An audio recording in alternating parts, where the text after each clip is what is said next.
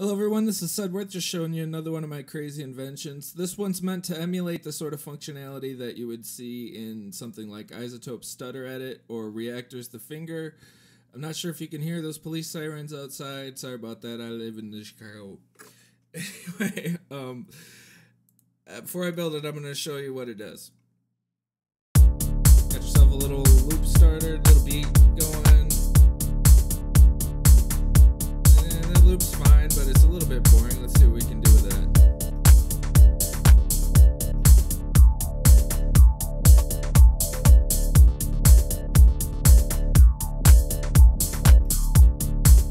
Okay, and let's say you don't want the loop playing the whole time.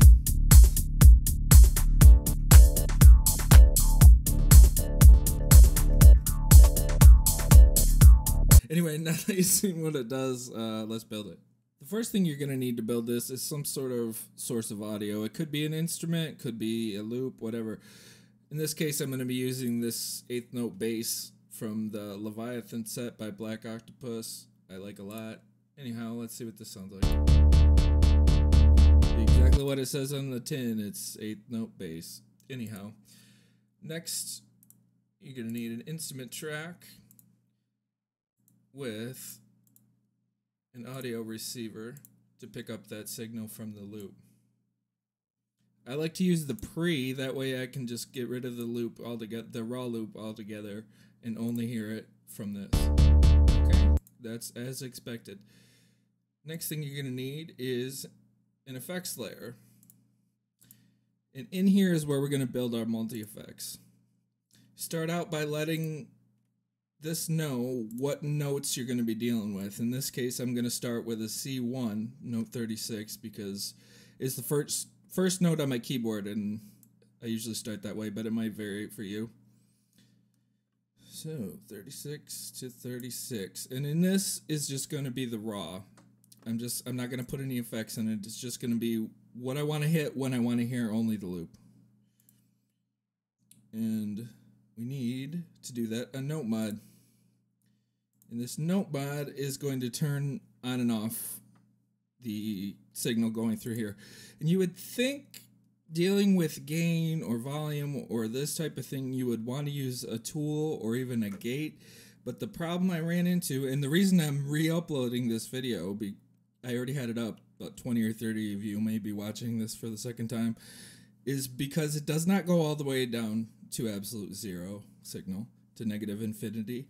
And while that'll be okay if you just had a couple, but if, say, you got 10 of these, there's a tiny bit getting through in each, it's going to add up, and it's going to eat headroom.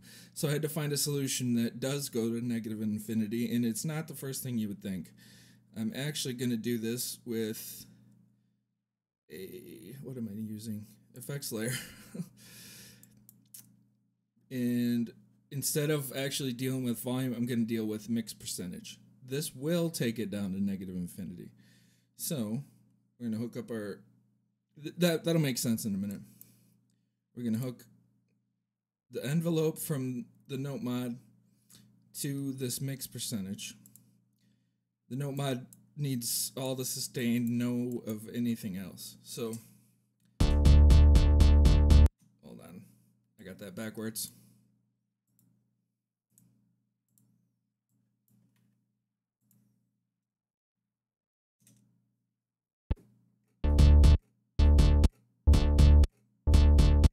That's as expected, and when it's off over here, you see it's negative infinity. With the tool or the gate, it's not. It's like negative 90, which you can't hear, but it will add up. Anyhow, and this we're going to name raw, because this is just the raw loop. We'll just name raw loop. So now we're going to make one with an effect in it. So we're going to copy this, change the key on here, and inside this note mod, before this layer, that layer is just a dummy layer. It's just there to turn on and off. Nothing's going in it. We're going to put, let's say, a ladder filter set to bandpass. See what that sounds like. That's going to be on key 37.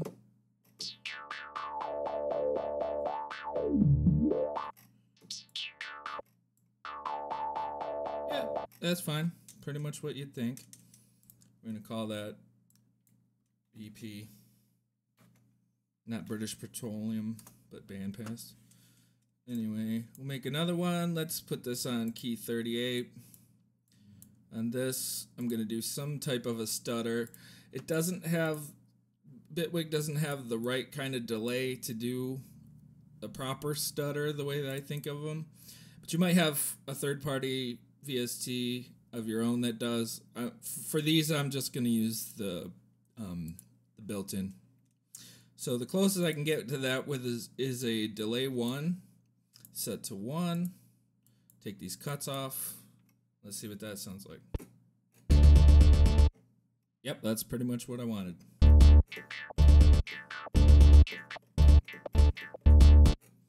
We're going to call this stutter. Or just stut. And you can make as many of these as you want, really. I'm just going to use a few just for demonstration. But I'm going to set up a latch system here with the raw. That way you can have the option of either having it playing the whole time and then just hit the effects, or having it only play when you're hitting an effect. So to do that, you need to set this key, or the keys, to anything that's not the raw. So in this case, it's just 37, 38 here. You can go up as high as you want, doesn't matter. The upper limit should make sure to encompass any effects you have. So that way, whenever one of these keys is hit, this is going to go the opposite. So we need to get rid of this. Start it down here. Mix all the way. That way, when I hit this, it cuts. I'll hit one with an effect, and it cuts this raw off. You can see it going on here in this layer. I'm hitting an empty one.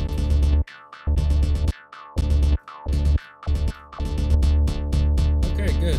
So now we have to hook up a switch to go between. I should probably move. Hit this on mute. Go to your macro here. Turn that to -1. Turn this one to +1. That way, when you turn this mute will go on. This mute is grayed, so it's off. It's got the blue on it telling you that there's a macro control, but it worked. So now we got our latch.